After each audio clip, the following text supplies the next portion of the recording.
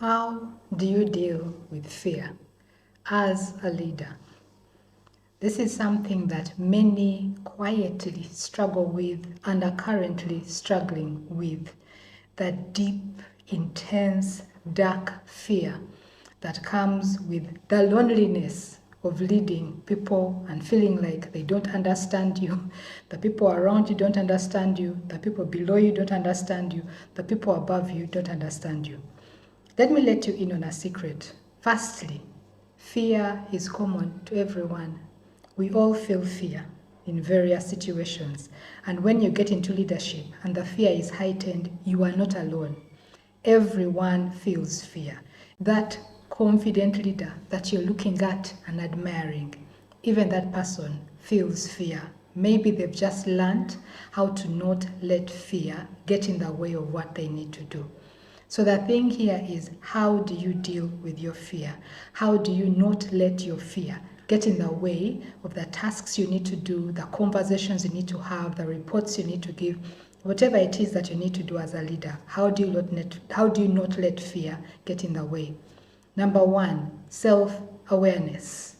The most important book that you can read on personal development is yourself. You need to be aware of what's happening with you. You need to understand yourself. Beyond reading other people's opinions and other people's ideas on a topic, understand yourself. Understand what you think. Understand you. So when it comes to fear, the questions to ask yourself is, one, what are you really afraid of? In a particular area, with a particular task, with a particular person, or with a particular group of people. What are you really afraid of? You need to understand what your fear is, what the root of your fear is. And at times you may discover that this fear is actually a trigger, and if it's a trigger, it is what is it, to understand what is this fear a trigger of. Or what is it a symptom of? Is this fear coming up because of painful memories in the past? Is this fear coming up because of a similar situation that I experienced when I did not have the tools to handle it, and maybe I handled it badly? Is this fear coming up because of an experience that I had, a bad experience that I had with someone, or a response that people gave to me? What is this fear? Where is this fear coming from? And when you realize that, or when you understand that, or when you find the triggers, you might want to get support from someone who is a professional, who knows how to deal with these things, so that you can resolve whatever it is that's showing up as fear, whatever it is that's blocking you from moving forward or from doing the things that you need to do as a leader. Self-awareness is key. The second thing to do is to understand what your comfort zone is.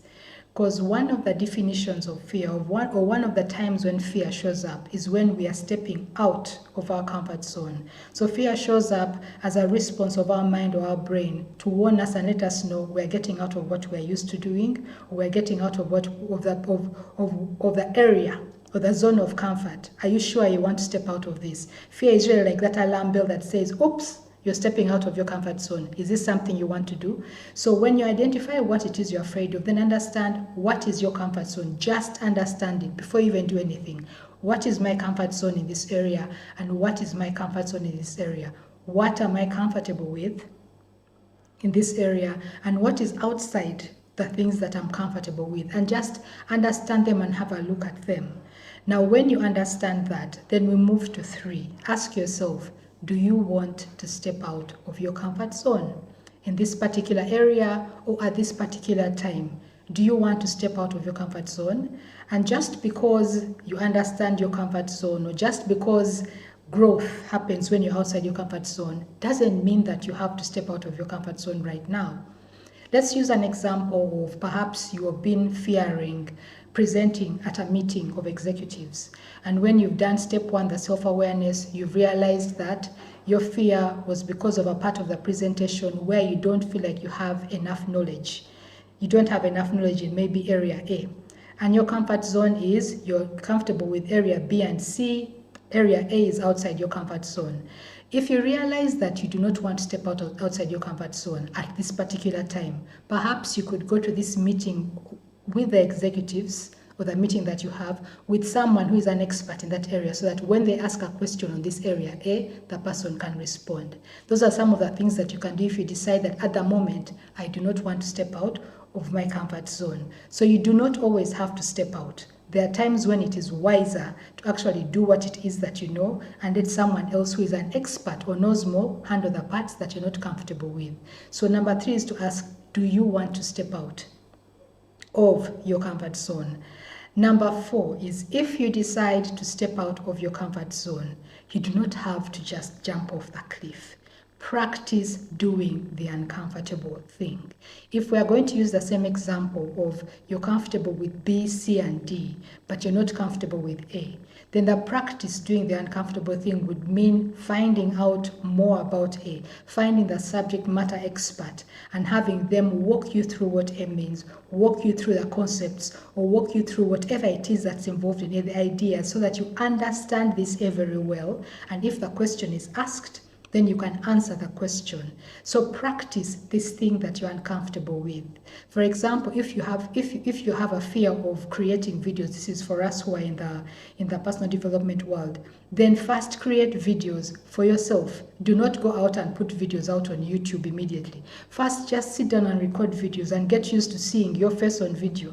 Get used to hearing your voice on video, because those are very shocking facts, by the way. When you hear how you sound, you're like, my goodness. When you hear how fast or how slow you speak, it can actually be shocking. So practice stuff like that. If your fear is in writing reports or in writing articles, then practice writing articles. Just write articles. Say, I'm going to write an 100-word article on this. Practice that. No one is going to read it. You're going to read it. But the thing is, it's just you beginning to develop your voice and to develop your competence and confidence in this area. If your fear is in having a tough conversation with someone, then have the conversation in your mind, or just practice having the conversation. Find a person who is safe and have the conversation with this person. Practice this. People practice speeches. People practice, or they rehearse for presentations. They rehearse for concerts. So do not just jump off the cliff with this thing that you're uncomfortable with. Give yourself grace. Give yourself time to learn by finding a way to practice doing the thing that you're uncomfortable doing. Now, once you've done that and you've developed some confidence and you've developed some competence in the area, then maintain your integrity as you do this thing. And when I use the word integrity here, I mean remaining aligned with who you are. Do this thing that you're afraid of doing as you.